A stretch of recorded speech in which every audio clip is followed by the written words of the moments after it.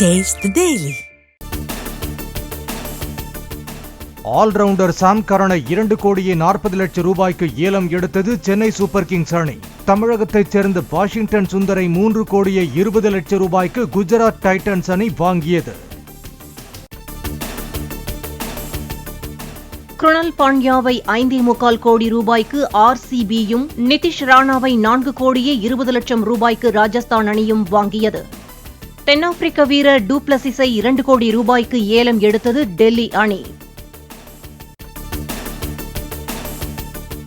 வங்கக்கடலில் உருவானது காற்றழுத்த தாழ்வு மண்டலம். 2 நாட்களாக நிலவிய ஆழ்ந்த காற்றழுத்த தாழ்வு பகுதி தாழ்வு மண்டலமாக வலுப்பெற்றதாக வானிலை ஆய்வு மையம் தகவல்.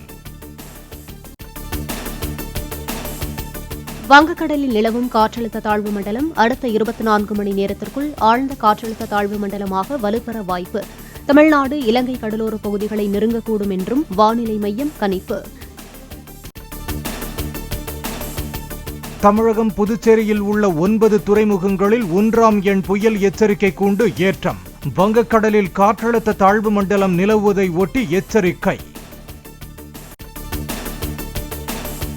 ஆழ்கடலுக்கு மீன்பிடிக்க சென்ற மீனவர்கள் உடனடியாக கரை திரும்ப வேண்டும். வங்கக்கடலில் காற்றழுத்த தாழ்வு மண்டலம் நிலவும் நிலையில் வானிலை மையம் அறிவுறுத்தல்.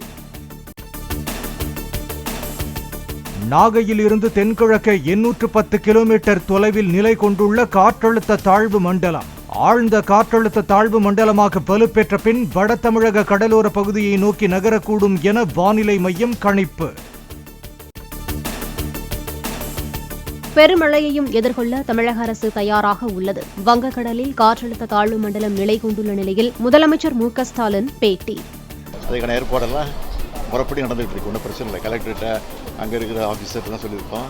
அதுபடி இங்கேருந்து ஜோன் வைஸாக இப்போ செக் பண்ணுறதுக்கும் அதுக்கும் ஆட்கள் தான் அனுப்புகிறோம். காற்றழுத்த தாழ்வு மண்டலம் வலுப்பெற்றிருக்கு சார். இதோட நகர்வு தமிழ்நாடு கரையை நோக்கி வரும்னு சொல்லியிருக்காங்க. பெருமழை எதிர்பார்க்குறோமா? என்ன மாதிரியான எதிர்பார்க்கல, அது வேற. நாங்கள் தயாராக இருக்கிறோம், எல்லாத்துக்கும் தயாராக இருக்கிறோம்.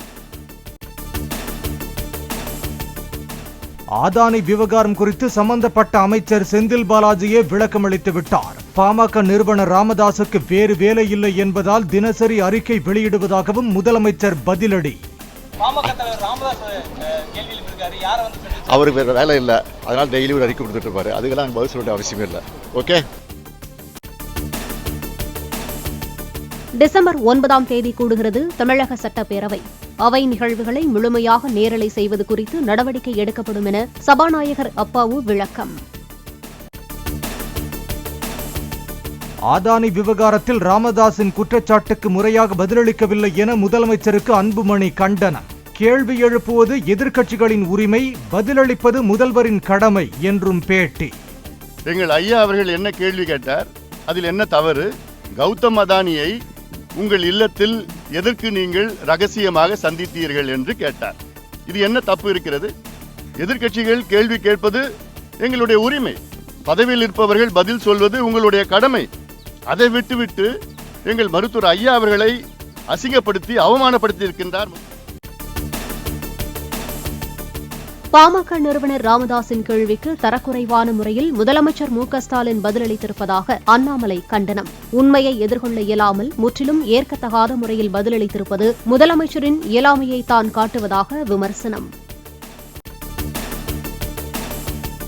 திமுக ஆட்சியில் பெண்கள் சாலையில் நடமாடவே அச்சப்படும் அளவிற்கு பாதுகாப்பில்லாத அவல நிலை உள்ளது.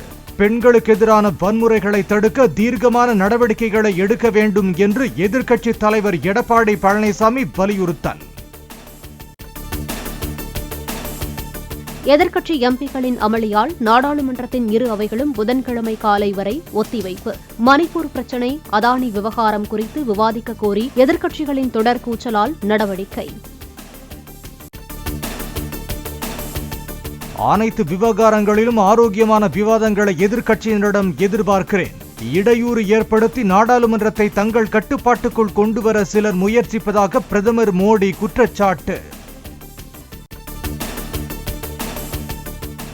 மின்னணு வாக்குப்பதிவு எந்திரங்கள் மீது எனக்கு எந்த சந்தேகமும் இல்லை. மகாராஷ்டிர தேர்தல் படுதோல்வியை தொடர்ந்து இந்தியா கூட்டணி தலைவர்கள் EVM மீது சந்தேகம் எழுப்பிய நிலையில் காங்கிரஸ் MP கார்த்தி சிதம்பரம் கருத்து. கங்குவா படத்தின் எதிர்மறை விமர்சனம் தொடர்பாக நடிகர் சத்யராஜ் கருத்து. படத்தின் மீதுள்ள கருத்துக்களை கூறலாமே தவிர தனி மனிதர்கள் மீதான வெறுப்புகளை படத்தின் மீது சொல்லக்கூடாது என்று வேண்டுகோள். இல்ல, ஒரு படத்துக்கு ரிவ்யூ பண்றது பத்திரிகையாளர்களுடைய உரிமை, அதை நான் இல்லைன்னு சொல்ல. ஆனா வேணும்னே கொஞ்சம் அதிகமா போக்கஸ் பண்ணி அடிக்கிறன்னு ஒண்ணு இருக்கு இல்லையா, அது நீங்க சொல்ற படத்துக்கு தெளிவா தெரிஞ்சது. நல்லா இருக்குது நல்லா இல்லைங்கிறத தாண்டி பர்சனலா அட்டாக் பண்ணி பர்சனல் லைஃப் எல்லாம் அவங்களுடைய தனிப்பட்ட வாழ்க்கையெல்லாம் அட்டாக் பண்ணிங்கிறது அது எப்படி ரிவ்யூக்குள்ள வரும்? அதுக்கு ரிவ்யூக்கு என்ன சம்பந்தம்? கண்டிப்பா கண்டிக்கத்தக்க ஒரு விஷயம், அதுல எந்த விதமான சந்தேகம். ஆஸ்திரேலியாவுக்கு எதிரான முதல் டெஸ்ட் போட்டியில் இந்திய அணி வெற்றி. பெர்த்தில் நடைபெற்ற ஆட்டத்தில் 295 ரன்கள் வித்தியாசத்தில் வீழ்த்தி அபாரம். டெஸ்ட் கிரிக்கெட்டில் பெர்த்தில் ஆஸ்திரேலியாவை வீழ்த்திய முதல் அணி என்ற பெருமையை பெற்றது இந்தியா. ஆஸ்திரேலிய மண்ணில் இந்திய அணி பெற்ற மிகப்பெரிய வெற்றியும் இதுதான்.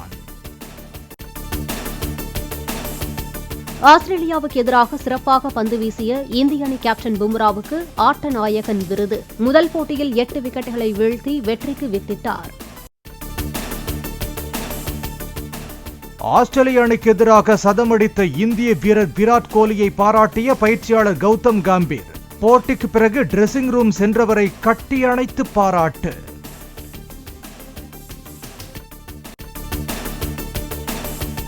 இந்திய வேகப்பந்து வீச்சாளர் புவனேஷ்குமாரை 10 கோடியே 75 லட்சம் ரூபாய்க்கு ஏலம் எடுத்தது RCB அணி.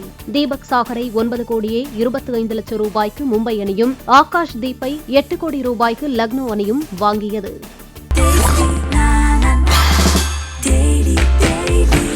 Taste the Daily.